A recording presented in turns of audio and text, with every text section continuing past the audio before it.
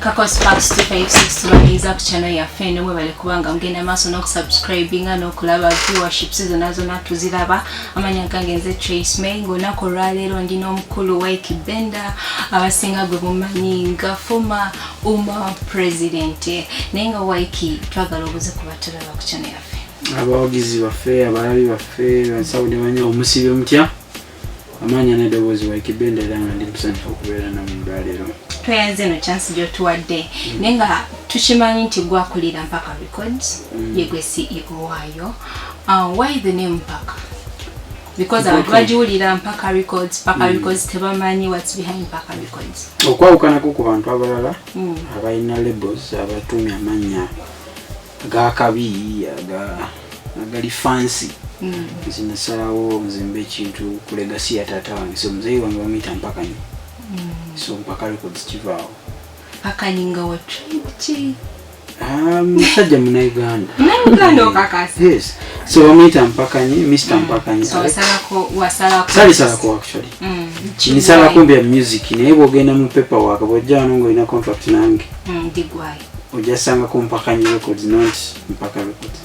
Okay, tulabye abayimbi nga Drake abali signed under Mpaka Records. So far how many artists abali mu Mpaka Records? Drake nenga banji tusubiro leta naye byonna bya mitendera waira natandika sijirina nenjitandika lebo kati tutaddeko omuyimbi so tulibo nga tutaddeko omulala tulibo notadeko omulala biba bya levels tusobola buuka mitendera so muno kizimba mpola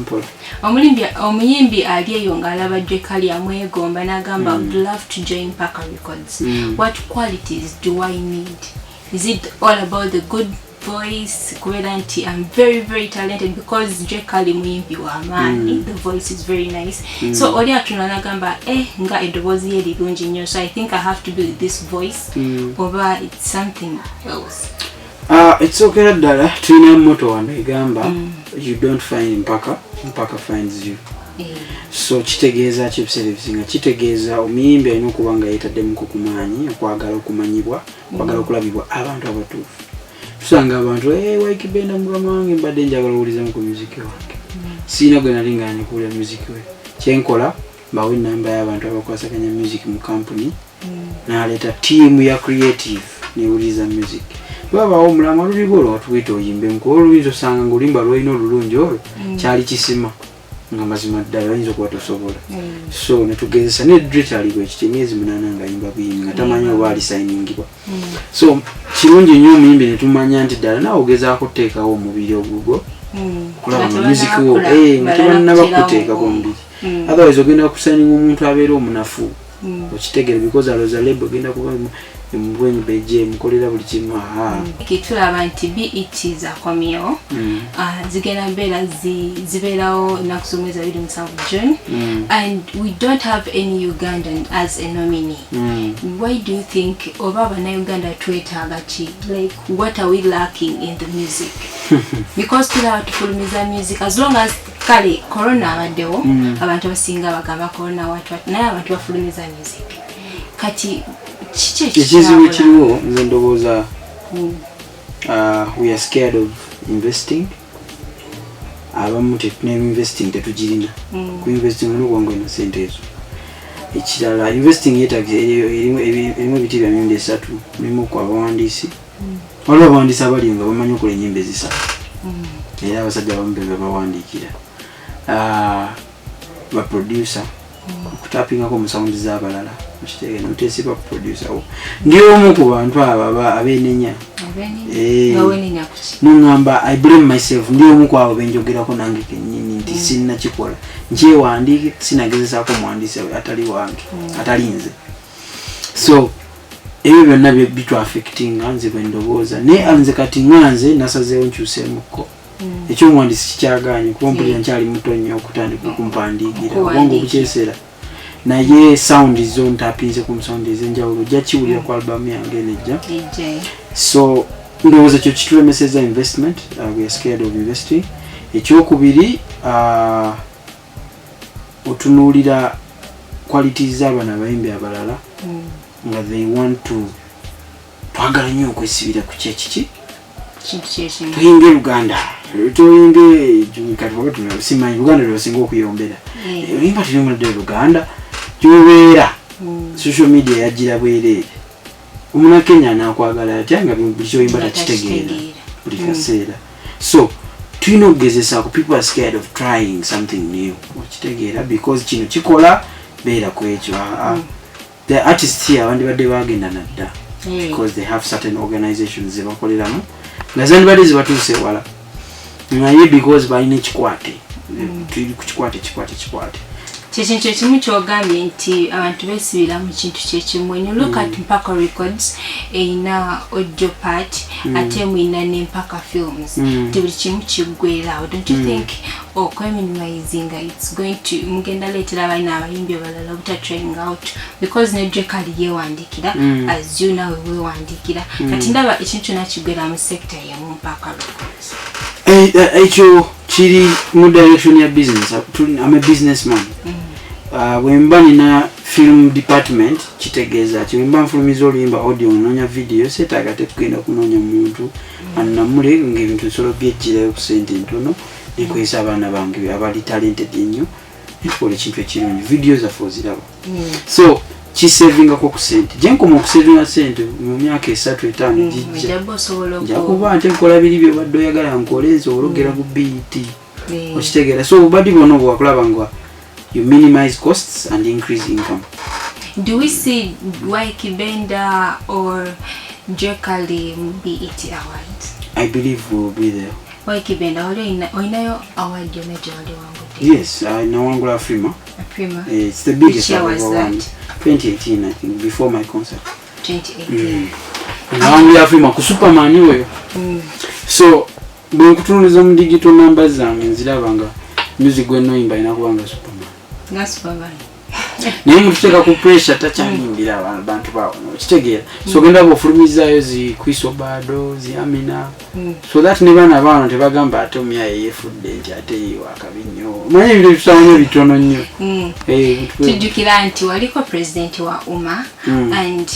what did you expect to like Ngojoli and nebita working out novayo and do you think Katsa was no pressure ya kamu and you're now on new business chakuyambako kusettling in one way or the other or you still miss like government and miss UMA sina che missing omanyi mvugibwa passion buli kyenkola ntukola because either nali nchilota oba passion ya manyi si lota nga okubeera president wa muntu yenna nina lindose kukola lepo na lindose kukuba n'abayimbi na lindose kukuba star so ekyantwala mu bya UMA is passion ndaba waliwo damage eri mu industry yaffe waliwo abajagala ebeerewo because wabagikola mu sente nengamba I want to be part of something so gye bintuuza nenfuka president without planning it so ntuuka ndaba ebintu ebimu bisayagala byesitakolagana nabyo nze ndi I'm a pure businessman njagala nnyo ekintu tuba tugenda kola kino tukole ekyo okitegeera wenne mukasitanda bamu nga waliwo abalekira lekyali ku mulamwa eza nkwabya oba nenze nenkuviira so nali nolondako ekimu. Okay, Wyke Benda tulina album yaffe bagita bata empya Kirabo. Gita Kirabo. What is the name Kirabo? Because tujjukire nti ne Eddy Kenzo wabadde launching eno gundi ya Made in Africa balinga bamubuuza why Made in Africa kati why the name Kirabo because I think album jenso sokola yakubiri myaka ene album just yakubiri. It has how many songs? And number little na sala zizo vera abiri oba 15 oba 12 tuli awo but this album is nali nayogera ko kontingenda kola album ya kola bonjere na hiyo covid weyacha enyimba zona zili throughout collab no nani njogedde ko nesa akikola covid yanemesa lwaki bana linja nsoko mbero mimbi asoso kola album nga kola bonjerere atenga kuli covid yokulimba video 10 songs channel njagala na ye covid yalemeseza abantu abo kubanga bajja muno tukwate video banzo okugenderi kwata video so plan is chuka so album iliko collabs nyingi styles naimbi na ugino kuzoga tena yabimba ati kubanga abantu bangi babuuza muwa Drekali ne mumugabe walala nakola zikola then why not with Wyke Benda? Because abamu bajajinga nti amaloboozi kumpi they're not that different and when wale ulijako mtu agamba nze nyimba nga muzi amaloboozi ganjawulo nnyo ganjawulo naye Drake ali wa Kibenda is supposed to be special okitegeera because nze muyimbi asoose okukola omuyimbi ebyaddala si bino ebyekiyayi yimba munange but ebyaddala nti olina contract osulawa manyiyo tukola kino ogenda beerawo enkya like real managing an artist zasoose so oluyimba olwange ne Drake can't be just another song naye luliko album enyimba nyingi tuzikoze nyingi ngado olulwa ne Drake ali luli lumu nyingi naye kwa album tulinako lumu nilwalo nendala ezagenda okutangazize nga I'm just featured luno oli kwa album yange lwange his future okitegeera so we are running a business wenyimba kulimba lwe asasula nzo kubeera kulimba lwe tulina okumanya nti tumanyi kati wankibanga kyakumbeerera it's a contract, it's business. I thought business is outside. Everything is business in the label. Okitegeera jukira wano nimu mu TV meka waliwo wa Kibenda ino kwogera muko ne tugume namugamba wa Kibenda yatwali twagala imbe nani ne Drake ali so ne tukanya ndi kyetaagisa ki ebyo ne tubiteeka mu contract ekyo kye kirala ne kyalema industry yaffe okugenda ku level endala professionalizing the industry kuliko oluyimba lwange aliko nga collabo era ojjaduulira and you'll be impressed ojja so it's something new kyenkuwuliddeko nti when he's doing a song with you he pays kyekintu kyembadde siwulirangako mu record labels endala like nga tulowooza nti something that nti kati boss ekintu kya mu nnyumba byanjawulo because waliwo bossi we waliwo ne muyimbi munne so that you act differently ate kizibu nnyo no sometimes kinnema nange ng'omuntu olumu neerabira nti ndi muyimbi olumu neerabira nti ndi boss waliwo actinga ng'olimu olina actinga nga muyimbi ate noactinga nga so bibeera tricky naye eno learning curve tuyiga buli lunaku nze ndi musajja yasalawo okubeera neeyita student of life jiga bulamu buli kyenpitamu nkikozesa mbeeko nekyenjiga ekipya anyway so bwekityo enyimba ziri nyingi n'olwaddula olule mujadduulira kati ate simanyi nakumanya gyetulaga bagenda kufa siffe mugenda kufa mu abaguliriza mukono naye nyinyi nga ogambye nti atataganyiza ebintu bingi nnyo but abayimbi abangi mwe bavudde ne babeera nga ba engaging to themselves nga tulaba couples nyingi ezimu ne kona tanaggwako ba breaking the out kati nga twagala otubulire ki ekireetera ba artists oba celebrities kuba ne incident ene yabaddewo ya Mosho okulayira nga bana balaba baby obuto nti mami we at that time yandibaddewo naye they think taliiwo because of some reasons. What are those some reasons? Abantu ze balina okumanya. What should you take in mind? Kati mfunye celeb, I can't change him, kamulekereyo on this level. Sikimanyi kuba celebu oba kimanyi kuba yimbi simanyi nnyo ba celebu simanyi nti ndi celebu kimanyi ndi muyimbi kimanyi kuba yimbi tuli bantu abali sensitive nnyo ebiseera ebisinga bw'otayagala mulimu gwange ebiseera ebisinga togenda kunsobola sometimes so that muli bantu okitegeera naye nze ngamba bugambi nti lwaki balemerera okubeera n'abayimbi abakyala oba bakaŋŋambe abasajja babeera n'omuyimbi nga mukyala omuyimbi ekintu kyonna kyolina osinga okwagala ku bulamu bwe nga gwe nkwamudating gwe mulimu gwakola bw'oba olina okugwagala bw'oba omwagala oyagala beera nange otayagala mulimu gwakola because guli so personal guno gulinga muzimu erinza omuyimbi tekizanyibwako era kasita oba nga togwagala akulemye kyokka kyemmanyi nze ekyo nti mwana nina omwana my god omuyimbi ayagala music amanyi omuyimba n'atamanyi kasita abanga yali akube ku hit kirwadde taliva mu music tebakuliva just nga yali tayiseeyo buyisi nga akinyinyiga kya kati bw'oba gwe gwayita omwagala awo ng'omulimu gwe wajja nakugamba nenafulumya akayimba n'otakawabudde n'ogakana ekigambo kyabuzeemu sinawo obeera oyagala komedi kyova olaba Bobi Wine ne Bebe Cool Bobi Wine ne Babi balinga bwe bali nawulira kegoza njazitwala enyimba mama abana nawulirizamu namugamba wanokyusamu abeerawo ku video shoot ezibeera zi breakings nti zenyingi zinza nobbanga si zenyingi naye because maybe abantu bye baagala n'okuwulira abantu tuli bannayuganda twagala byononese Cinderella Sanyu abadde mu mikolo gye egy'okukyala kagambo kikomusibirayo wadde toli kojja naye kamugamba mwagaliza birungi byokka mu biti byammwe ebyenjawulo omwami simumanyi nnyo naye kyemmanyi ali mu bintu bya entertainment somehow biti byammwe ebyenjawulo oba omusajja ekitiibwa kye osobola osalako enviiri ng'ogenda mu kukyala awaawe mukyala wo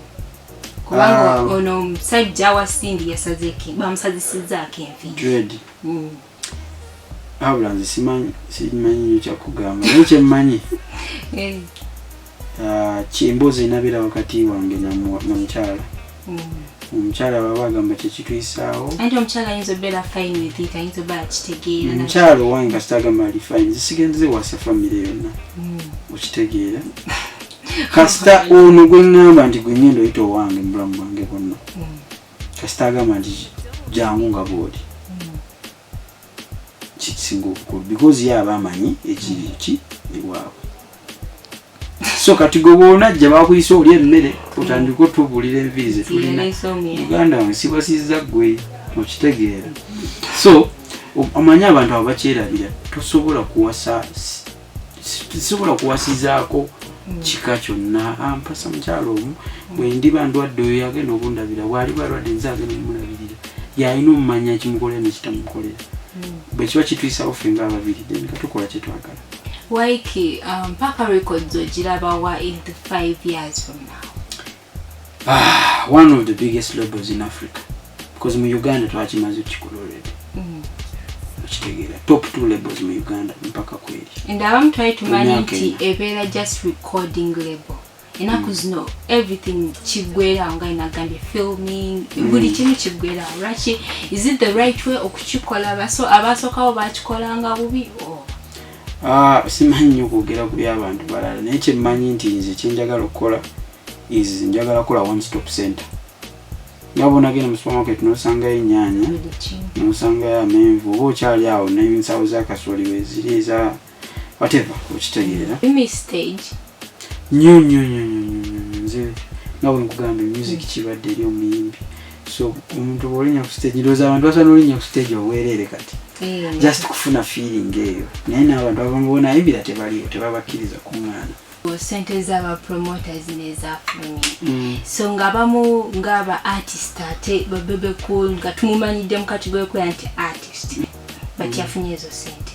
kyova nabivaamu ebintu ebyo siri kasabiriza omukyala bagamba anobaawo akomawo anobaana akomawo togenda funa wansi era ovaawo okyala ndi kuba kati bwe bitulema mu covid togenda funa kwekambo yadde naaka siina waiki ekintu kino ekikulema mu covid onakikola ddi siina kyengenda kukola nze ndi mukola bizinesi yange ebisigadde sibimanyi mwana Waiki Benda, thank you for your time. Tweyanziza obudde bwonna bw'otuwadde naye ng'ekirala kwekwasa Katonda kikulu nnyo Trace May naye nga mbadde n'omukulu wa Waiki Benda byayogedde mubiwulidde so take it or take it not mbeere bulungi